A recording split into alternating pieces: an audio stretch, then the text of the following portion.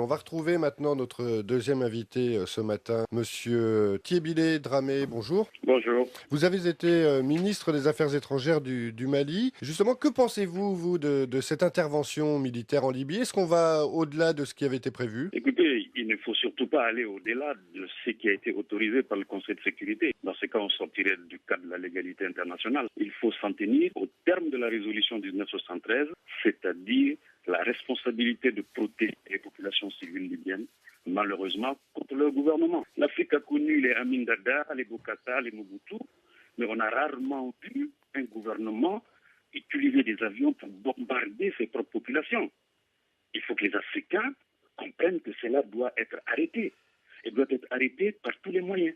Donc en fait, Thébilé Dramé, vous soutenez l'opération militaire actuelle à condition qu'elle ne sorte pas de son aspect militaire actuel des frappes Du cadre aériennes. défini par la résolution 1973, en fait. Absolument, de la résolution 1973. Il faut s'en tenir à la résolution 1973. Si les objectifs de la résolution 1973 sont atteints, il faut passer à une autre étape, c'est-à-dire adopter une nouvelle résolution. Les diplomates sont à New York, c'est leur boulot. Adopter une nouvelle résolution qui doit ouvrir la voie à l'intervention de l'Afrique, de l'Union africaine. Parce que la résolution 1973 ne prévoit pas de rôle pour l'Afrique, pour l'Union africaine. Il ne faut pas oublier que la Libye est un pays africain, que c'est un grand pays africain, que la crise libyenne est une crise africaine. L'Afrique doit être écoutée sur la Libye. Mais est-ce que l'Afrique, elle s'implique assez, monsieur le ministre? Est-ce que l'Afrique elle-même s'implique assez, finalement, dans la résolution de cette crise? Il y a eu une réunion du Conseil de paix et de sécurité à Addis Abeba qui a désigné un panel.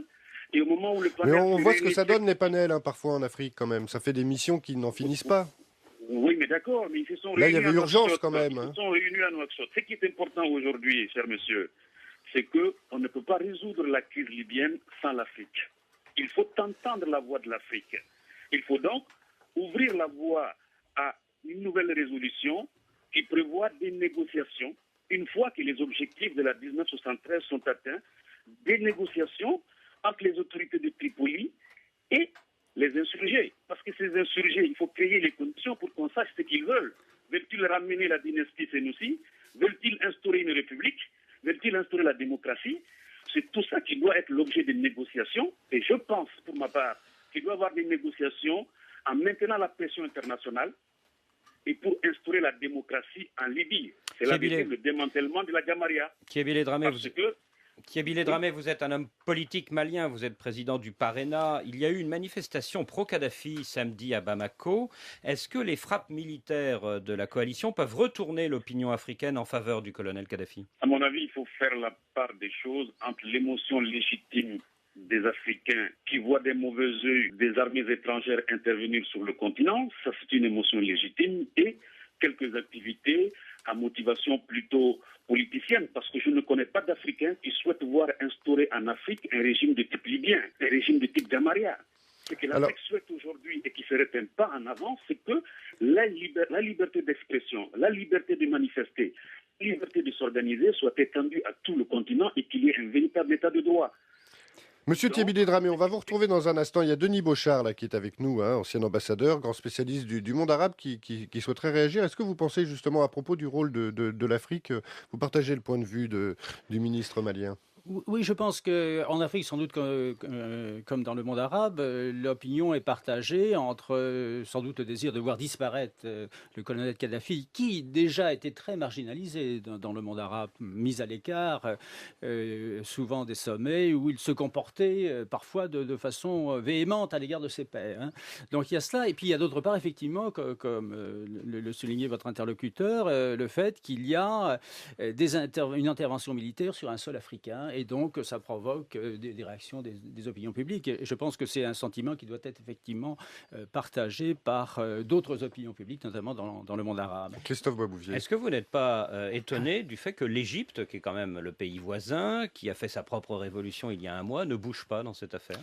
Oui, peut-être que l'armée égyptienne a d'autres soucis à l'heure actuelle, mais effectivement, c'est assez symptomatique le soutien arabe jusqu'à maintenant se limite de façon concrète par quelques avions du Qatar. Cette présence est importante, elle est symbolique. Sur le plan d'efficacité, elle est effectivement plus douteuse. C'est quand même un petit pays. C'est tout de même un petit pays, certes important sur le plan stratégique, mais effectivement, pour l'instant, aucun grand pays. Vous avez été directeur Afrique-Moyen-Orient au Quai d'Orsay. Comment vous expliquez cette prudence, cette extrême prudence d'un pays phare comme l'Égypte ou l'Arabie Saoudite? Bien, je pense que ceci s'explique, comme on le disait tout à l'heure, par le fait de ne pas trop s'engager dans une opération délicate qui peut avoir des effets collatéraux négatifs. Effectivement, déjà, cette exploitation des dommages collatéraux est faite, y compris au niveau de Hamad Moussa, qui déplore effectivement des pertes civiles. Et ceci peut effectivement retourner les opinions publiques. Donc les pouvoirs dans le monde arabe, assez prudemment, gardent une certaine distance, tout en étant théoriquement associés à travers la Ligue arabe à cette opération. En fait, ce que vous êtes en train de dire, c'est que le colonel Kadhafi va essayer de tenir le plus longtemps possible en espérant retourner l'opinion arabe. Et c'est peut-être cela que craignent des capitales comme Le Caire ou Riyad. Il est clair que le colonel Kadhafi est un personnage très coriace et manifestement déterminé à rester au pouvoir. Les scénarios pour le futur sont encore assez indécis, surtout avec une opposition qui est encore assez clairsemée, pas très organisée, qui n'a pas véritablement d'armée. Le Conseil national de transition à Benghazi, vous ne sentez pas que ce soit vraiment une alternative? Pour l'instant, il faudrait sans doute qu'il élargisse sa représentativité. Et en ce moment, c'est plutôt une succession de personnalités, dont certaines d'ailleurs étaient liées et sont liées au régime du colonel Kadhafi. Thiébilé Dramé, vous êtes toujours avec nous en ligne. Oui. Est-ce que vous pensez finalement, comme certains l'ont dit, que Kadhafi, directement visé par la coalition internationale aujourd'hui, au-delà même de ce qu'on évoquait tout à l'heure, de la résolution et du mandat donné aux militaires de cette coalition? Je ne sais pas ce qui se passe dans la tête des décideurs à Paris, Washington ou Londres, mais ce qui est important, c'est qu'il ne faut pas aller au-delà de la résolution, c'est-à-dire qu'il ne faut ni chercher à renverser le régime libyen, ni attenter à la vie du colonel Kadhafi et de sa famille. Mais à terme, là, si l'opération militaire se poursuit, on risque effectivement de le renverser. Hein. Mais justement, c'est pourquoi il faut s'en tenir au thème de la résolution. C'est pourquoi c'est urgent d'adopter une nouvelle résolution pour donner un rôle à l'Afrique, pour ouvrir la voie des négociations entre Libyens en vue de l'instauration de la démocratie en Libye. Denis Bochart? Oui, je crois qu'il y a aussi peut-être beaucoup d'ambiguïté quant aux objectifs poursuivis par la coalition. Est-ce que c'est uniquement la responsabilité de protéger des populations civiles ou est-ce que ce n'est pas le départ du colonel Kadhafi? Et de ce point de vue-là, je trouve que l'intervention de M. Alain Juppé samedi soir était tout à fait intéressante. Il n'a pas caché finalement implicitement que l'objectif, c'est le départ du colonel Kadhafi. C'est ce qu'on appelle le regime change, le changement de régime.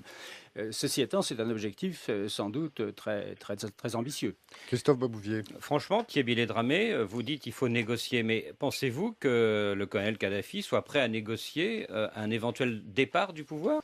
Écoutez, il faut négocier en maintenant la pression internationale. Il faut négocier sous l'égide de l'Afrique parce que nous ne savons pas encore ce que veulent les insurgés.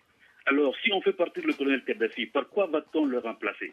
Est-ce que les insurgés veulent faire revenir la dynastie de Sénoussi? Est-ce que les insurgés veulent instaurer une république? C'est important d'organiser un cadre de discussion pour que les intentions des uns et des autres soient connues et pour rechercher un compromis qui préserve l'unité de la Libye. Oui, mais Thiébilé Dramé, les insurgés, ils veulent des élections. Est-ce que le colonel Kadhafi acceptera des élections libres et démocratiques? Il faut l'amener à l'accepter. Il n'a pas montré depuis 40 ans qu'il veut des élections. Mais il y a une nouvelle réalité en Libye, il y a un nouveau contexte international, un nouveau contexte en Afrique du Nord et dans le monde arabe. Il faut l'amener à accepter des élections. Il faut l'amener à renoncer à la Jamaria. Parce qu'encore une fois, il n'y a pas d'Africains qui souhaitent que le type de régime Jamaria soit étendu sur le continent. Voilà, on le comprend, vous êtes tous d'accord pour dire qu'il faut maintenant aborder l'étape suivante, hein, que la résolution adoptée, les conditions sont à peu près réunies et qu'il faut maintenant redéfinir le cadre de cette intervention si elle se poursuit et en tout cas envisager maintenant la suite, une transition d'une façon ou d'une autre. Merci beaucoup, messieurs, pour ces précisions.